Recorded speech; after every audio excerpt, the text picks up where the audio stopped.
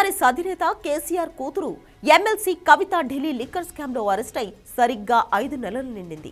ఈ ఏడాది మార్చి 15న కవితను ఈడీ అధికారులు హైదరాబాద్ లో అరెస్ట్ చేసి ఢిల్లీ తరలించారు. అప్పటి నుంచి 150 రోజులకు పైగా కవిత తీహార్ జైల్లోనే ఉంటున్నారు. కవితకు బెయిల్ కోసం కేసీఆర్ కుటుంబం రకరకాల ప్రయత్నాలు చేస్తూనే ఉంది. ఏ రోజుకా రోజు బెయిల్ వస్తుందని ఆశ తప్ప కవిత జైలు నుంచి బయటకు వచ్చే సూచనలు కనిపించడం లేదు. కవిత అరెస్ట్ అయిన తర్వాత ఒక్కసారి కూడా కేసీఆర్ ఆమెను కలవకపోవడం ఆశ్చర్యకరం. 5 నెలలుగా అందరికీ దూరంగా బెయిల్ కోసం ఎదురు చూస్తూనే ఉన్నారు కవిత.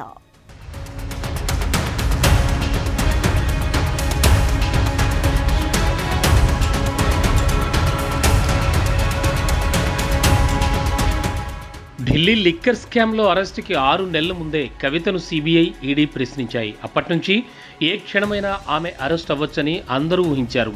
2023 అసెంబ్లీ ఎన్నికలకు ముందే కవిత అరెస్ట్ కావచ్చని భావించారు కూడా. కానీ అసెంబ్లీ ఎన్నికల ముందు కవిత అరెస్ట్ అయితే బీఆర్ఎస్కు సానుభూతి వస్తుందని అనుకున్నారో ఏమో. అరెస్టు వాయిదా పడుతూ వచ్చింది. ఆ తర్వాత లోక్సభ ఎన్నికలకు ముందు ఈ ఏడాది మార్చి 15న కవితను ఈడీ అరెస్ట్ చేసి ఢిల్లీ తరలించింది. తదుపరి సిబిఐ కూడా కవితను తిహార్ జైల్లోనే అరెస్ట్ చేసి రిమాండ్ చూపించింది. ప్రస్తుతం కవిత ఈడీ, సిబిఐ చక్రబంధంలో ఉన్నారు. ఇదే కేసులో ఢిల్లీ ముఖ్యమంత్రి కేజ్రీవాల్ అరెస్ట్ అయి ప్రస్తుతం రిమాండ్లో ఉన్నారు. ఇటీవలే ఈ కేసు ప్రధాన నిందితుల్లో ఒకరైన ఢిల్లీ డిప్యూటీ సీఎం మనీష్ సిసోడియా 17 నెలల తర్వాత బెయిల్పై రిలీజ్ అయ్యారు. దీంతో కవితకు కూడా కేసులో బెయిల్ రావచ్చని అంతా ఆశించారు. అయితే సుప్రీంకోర్టు కవితకు తక్షణ మధ్యంతర బెయిల్ నిరాకరించింది. ఈడీ, సిబిఐల వాదన కూడా వినేందుకు నోటీసులు జారీ చేసింది. సెప్టెంబర్ 20 వరకు ఈ కేసు వాయిదా వేసింది. బెయిల్ కోసం మరో నెల రోజులకు పైగా వేచి చూడక తప్పదు. మరోవైపు సెప్టెంబర్ 2 వరకు కవిత రిమాండ్ కొనసాగుతుంది. నిజానికి ఈ కేసులో కవిత చాలా కీలకమైన వ్యక్తి అని మొదటి నుంచి ఈడీ, సిబిఐ వాదిస్తున్నాయి. దీనికి తగిన ఆధారాలు కోర్టు ముందు ఉంచాయి కూడా. కవిత తన ఐఫోన్లలో డేటాను పూర్తిగా తొలగించారని, సాక్ష్యాలను రూపుమాపేందుకు ప్రయత్నించారని, ఆమె ఆర్థిక వ్యవహారాల్లో అనూహ్యమైన ఎదుగుదల కనిపించిందని, అడ్డగోలుగా ఆస్తులు సంపాదించిందని దర్యాప్తు సంస్థలు ఆరోపిస్తున్నాయి. ప్రాథమిక ఛార్జ్షీట్లో కూడా ఇదే విషయాన్ని ఈడీ, సిబిఐ నొక్కి చెప్తున్నాయి.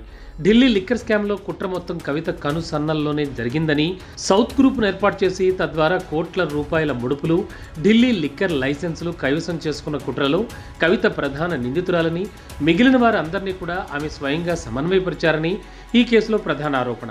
ఇక ఈ కేసులో నిందితులైన శరత్ చంద్రారెడ్డి, మాగుంట రాఘవరెడ్డి అనూహ్యంగా అప్రూవర్లుగా మారారు. దీంతో సిబిఐ, ఈడీలకు ఈ కేసులో మరిన్ని బలమైన ఆధారాలు, సాక్ష్యాలు లభించాయి. ప్రధానంగా కవిత 100 కోట్ల రూపాయలకు పైగా డబ్బు సేకరించి రకరకాల మార్గాల ద్వారా ఎన్నికల్లో ఆప్కు అందజేశారనేది దర్యాప్తు సంస్థల ఆరోపణ. తద్వారా సౌత్ గ్రూపునకు లిక్కర్ లైసెన్సులు పొందేలా చేశారనేది కూడా బలమైన సాక్ష్యాలతో ఈడీ, సిబిఐ చూపిస్తున్నాయి.